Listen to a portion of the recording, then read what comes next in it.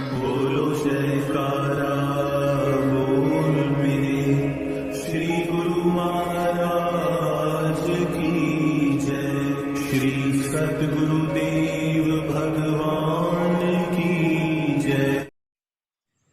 गुरुमुखो, सद्गुरु प्रेम के भंडारी होते हैं। वे अपने भक्तों पर दया कर ही देते हैं। एक पक्षी पकड़ने वाला संत सेवी था। संयोगवश 3-4 दिन उसके जाल में कोई पक्षी न फंसा। एक संत जी के चरणों में जाकर उसने मन ही मन संकल्प किया कि आज यदि कुछ पक्षी फंस जाए तो उनमें से एक पक्षी वह संत जी को भेंट कर देगा। कुदरती उस दिन उसके जाल में कितने ही पक्षी आकर फंस गए। यह सब संत जी की कृपा समझकर वह उनमें से एक पक्षी संत जी के चरणों में भेंट करने के लिए ले गया। संत जी ने उसका प्रेम और श्रद्धा देखकर उससे कहा कि यदि मुझे पक्षी देकर राजी करना चाहते हो तो मैं तुम्हें एक पक्षी का रूप, रंग और आकार बताता हूँ और एक छोटा सा मंत्र भी देता हूँ। इस मंत्र का अभ्यास करते रहने से उस रूप, रंग व आकार का पक्षी जब तुम्हारे जाल में आकर फंस जाए तब तुम उसे मेरे पास लेकर आना। मैं आशीर्वादों से तुम्हारा दामन भर दूंगा। तुम सदा सुखी और खुशहाल रहोगे। वह बहुत खुश हुआ। संत जी ने जो मंत्र बताया वह बड़ी लगन और उत्साह से उसका दिन रात अभ्यास करने लगा।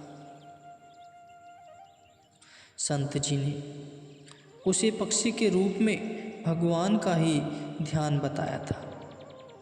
उसे यही बताया था कि उसका रंग सांवला होगा, पंख पीले रंग के होंगे और चोटी मुकुट की तरह होगी।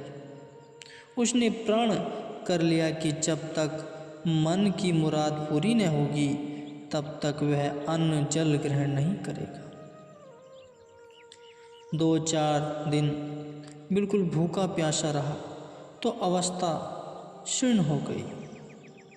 भगवान ने जब देखा कि यह दृढ़ निश्चय करके आस लगाकर बैठा है तो झट पक्षी का रूप धारण करके उसके आगे आकर उड़ने लगे।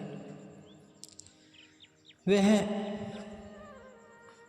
तन्मय हो जिस रूप का ध्यान कर रहा था उन्हें सन्मुख पाकर पूरी शक्ति से उन्हें पकड़ने के लिए दौड़ा। उनको हल्के कपड़े से बांधकर संत जी के पास ले आया। संत जी भगवान को बंधा देखकर मन ही मन हंसने लगे और उनकी महिमा गाते हुए प्रसन्न मन से कहने लगे कि धन्य हैं आप प्रभु। जिनके स्मरण मात्र से जीव के लाखों बंधन कट जाते हैं वे प्रभु प्रेमियों के प्रेम बंधन में किस प्रकार बन जाते हैं। संत जी ने उस शिकारी को कहा कि इस पक्षी को आज़ाद कर दो। शिकारी बोला कि मैंने पहले ही इसे बहुत पुरुषार्थ करके पकड़ा है, फिर दोबारा तो यह हाथ आने वाला नहीं, इसलिए इसे कैसे मुक्त कर दूं। संत जी प्रेम विभोर होकर कहने लगे, सूत जाल फंसा नहीं, फंसा प्रेम के जाल, प्रेम तुम्हारा देख कर फंसा है नंदलाल। अरे भोले प्राणी, जिसे तुम एक साधारण पक्षी समझ रहे हो वह साक्षात पार ब्रह्म परमेश्वर है जिन्होंने तुम्हारे प्रेमवश यह रूप धारण किया है। संत जी की विनती पर भगवान ने अपने असली रूप में प्रकट होकर उन्हें अपने दर्शनों से निहाल कर दिया। ऐसी अनोखी दात किसी भाग्यशाली गुरुमुख को ही प्राप्त होती है जिनकी वृत्तियाँ संसार से हटकर मालिक के वचनों के अनुरूप चलती है, वे अपने विश्वास के बल पर परमात्मा को पा जाते हैं। जिनका मन शारीरिक विषयों में उलझा हुआ है, वे इस लाभ से कोसों दूर रहते हैं।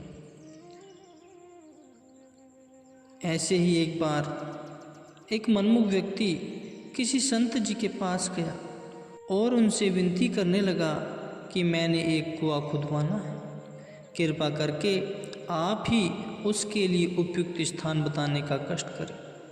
संत जी ने एक जगह पर निशान लगाकर उसे फरमाया कि इस जगह पर खोदने से तुम्हें 20 फुट पर ही पानी मिल जाने की संभावना है। संत जी के कहने पर उसने वहाँ खुदाई प्रारंभ कर दी। अभी कोई 10 फुट ही खुदाई हुई थी कि कुछ लोगों ने उसे आकर कहा कि देखते नहीं हो कि यह बंजर भूमि है, यहाँ से व्यर्थ ही पानी की आस रख रहे हो।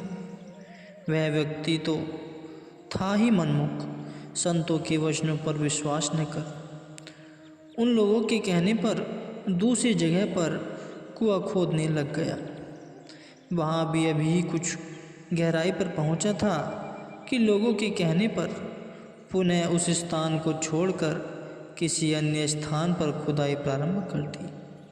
यूं करते करते 5-6 जगह गड्ढे खोद डाले, परंतु एक बूंद पानी भी प्राप्त न हुआ। आखिर निराश होकर वह संत जी के पास आया और कहने लगा कि आपने कहा था कि 20 फुट पर पानी मिल जाएगा, परंतु मुझे तो 7-8 फुट खोदने पर भी पानी नहीं मिला। संत जी ने कहा कि हमें वह स्थान दिखलाओ जहाँ तुमने 60 फुट खुदाई की है। वह संत जी को कहने लगे। संत जी ने जगह जगह खड्डे खुदे हुए देखकर फरमाया, हमने तुम्हें फला जगह पर एक गड्ढा खोदने को कहा था, न कि जगह जगह पर। तुमने संत वचन पर अविश्वास करके लोगों के कहने पर परिश्रम तो बहुत किया, लेकिन तुम्हें सफलता हासिल नहीं हुई। तो यह हाल होता है चंचल चित्त वालों का। वे मन के धोखे में आकर अपना सारा समय बर्बाद कर लेते हैं और हाथ पल्ले भी कुछ नहीं आता। संतों के वचन पर दृढ़ निष्ठा रखने वालों का ही कल्याण होता है। जो भी दृढ़ निष्ठा रखकर उनसे नाता जोड़ उन्हें प्रेम की डोरी में बांध लेता है, निश्चय ही वे उनके प्रेम बंधन में बंधकर दौड़े चले आते हैं। प्रेम भक्ति की बातें बहुत ही निराली होती हैं, जिन्हें केवल प्रेमी और प्रीतम ही जान सकते हैं। प्रेम में न कोई छोटा बड़ा होता है और न ही किसी प्रकार का ऊंच नीच का भेदभाव होता है। प्रेम में किसी प्रकार की दुख तकलीफ का आभास नहीं होता। प्रेम की लीलाएं अनोखी होती हैं। प्रेम के भूखे खंडों के मालिक कभी गरीब धन्ना सेठ की गऊ चराते हैं, कभी भिलनी के झूठे बेरों का भोग लगाते हैं, कभी सैन नाई का रूप धारण कर उसके सब कार्य करते हैं और कभी अर्जुन के रथवान बनते हैं। इतिहास ऐसे अनेकों प्रमाणों से भरा हुआ है, जब प्रेमियों ने अपनी दृढ़ निष्ठा से भगवान को विवश कर दिया, उनकी पुकार सुनने के लिए उन्हें प्रेरित कर दिया।